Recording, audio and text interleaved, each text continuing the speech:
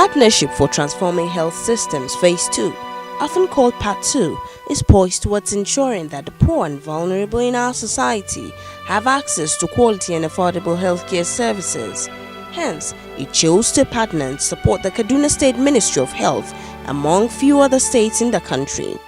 Part 2 has initiated several health programs which Kaduna State Ministry of Health has adopted and implemented fully in some local government areas within the state.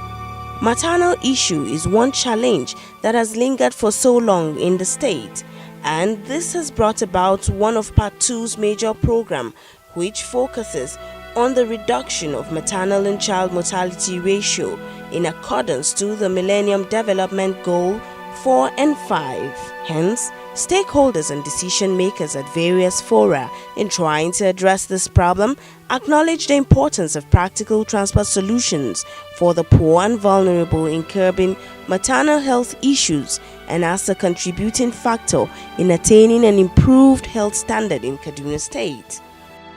It is in an attempt to addressing maternal mortality, especially in rural communities, that Part 2, along with the Kaduna State Ministry of Health, initiated an emergency transport scheme and built the skills and competences of volunteer drivers in collaboration with the National Union of Road Transport Workers (NURTW) for the purpose of transporting pregnant women requiring emergency obstetric care promptly to health facilities in the state where maternal mortality is highest.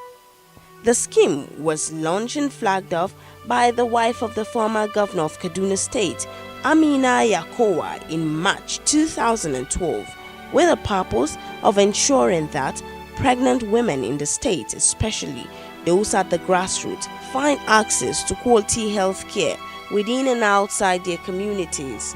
With the introduction of the ETS, our pregnant women and mothers will find easy access to health care within and outside their communities.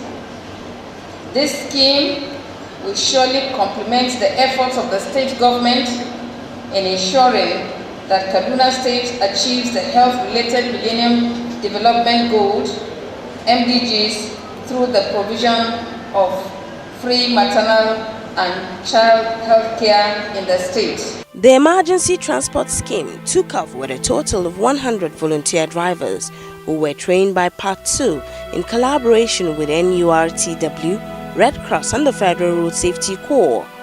14 NURTW drivers were trained as focal persons to supervise and support the ETS drivers to help execute their task effectively. They were taught on how to fill log sheets for each pregnant woman they carry and submit to the supervisors for documentation and subsequent analysis. The state team leader for Part 2, Dr. Gafar Alawode, further took time to buttress the purpose of the scheme and why it was established in Kaduna State. Part 2 decided to introduce emergency transport scheme to Kaduna State because there are a lot of pregnant women that don't have access to basic and comprehensive emergency obstetric care.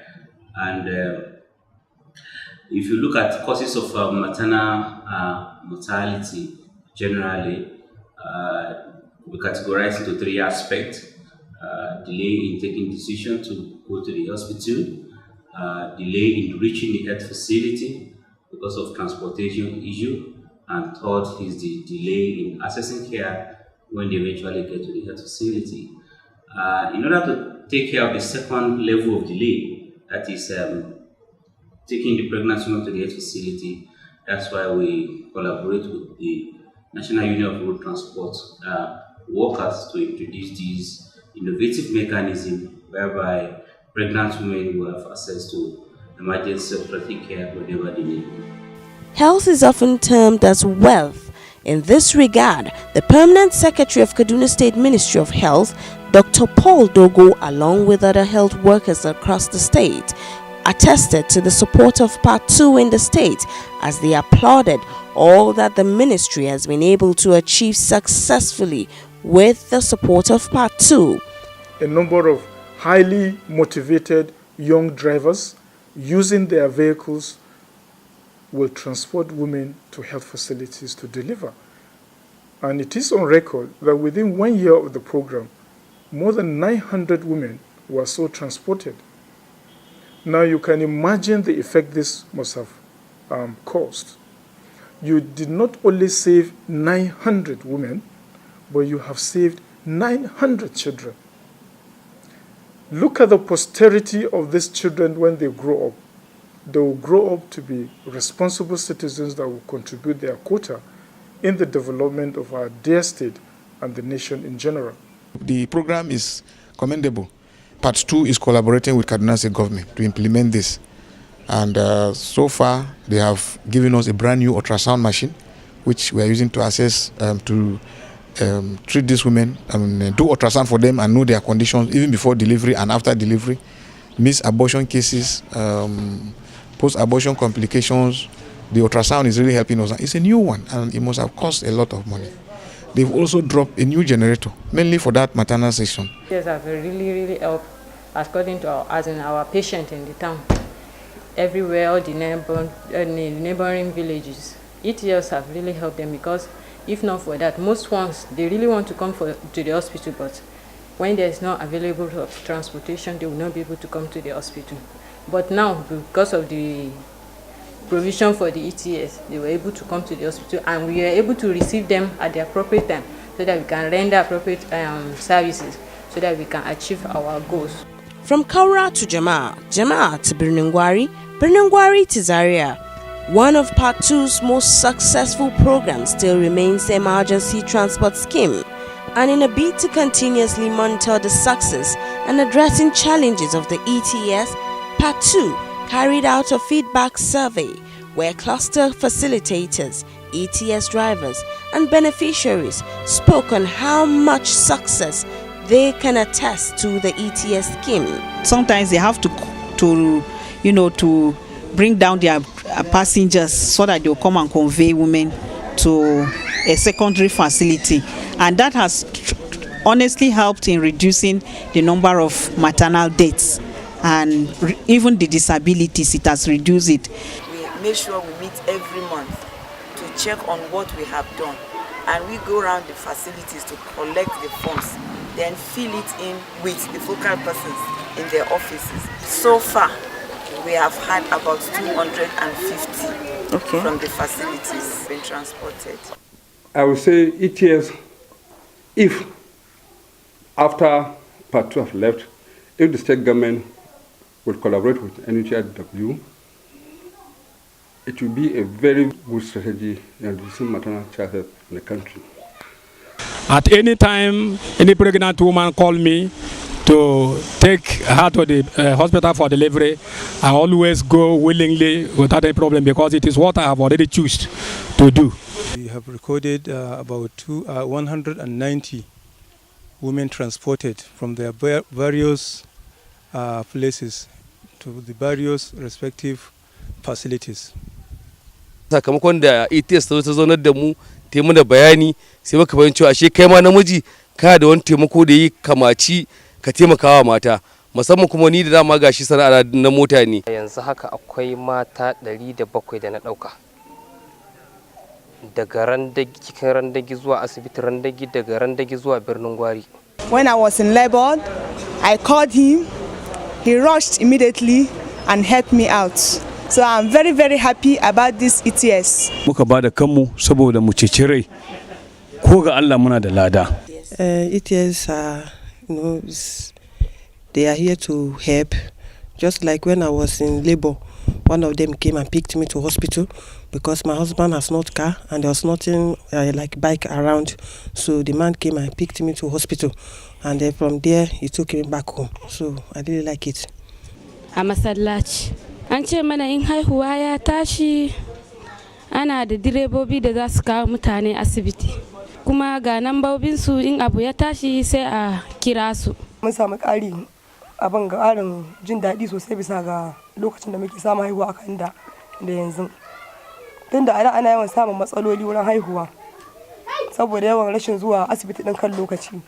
Amma yanzu ana zuwa asibiti a koda yaushe saboda samun zuwan wannan kungiya ta haku ba matsala. kuma za ka je asibiti ba tare da ko sisin ka ba. Ina kuma ba da shawarwari akan mata kowa duk mai wani ciki ta dinga zuwa ana mata awo, ana ba ta cikakken magani, tana bayanin abin da ke damunta saboda matsaloli zuwa gaba.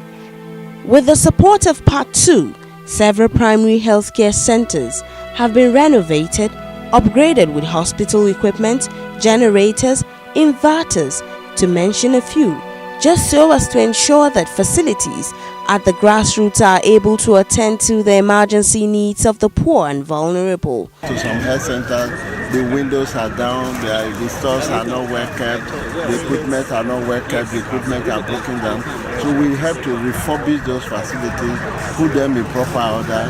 In some places we have provided equipment, we have provided generators, because some of the medical supplies have to be at certain temperature. And if you don't have the generator working, like you know, our electricity system in the country is not the best.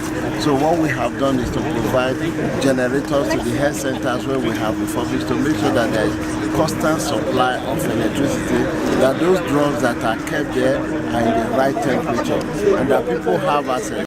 Maternal and child mortality will soon be a thing of the past in Kaduna State, as the wife of Kaduna State Governor Hajia Fatima Ramalan Yero is taking giant strides to ensure that this comes to fruition. Men at the grassroots are now excited that they no longer lose their wives to the hands of death due to financial and transportation challenges when they are about to give birth. Hence, they applauded the scheme, saying, with or without Part 2, ETS has come to stay in their various communities. Wannan kungiya na ETS saboda da ne kafin zuwan ta muna dan samu wahalhalu wajen kai mata asibiti ta hanyar ta fannin abun hawa, amma wannan karo tsakani da Allah mata na ma ni an dauke ta an kai ta ko sule biyar ban bada ba. Jaririyan da Allah ya bamu ga ta nan Hafsa, a gaskiya matsalan da ya bullo ba karamin matsala bane, amma da aka nemo direban nan ya zo dauke ta aka je asibiti cikin lokaci Allah ya kawo abin da sauki.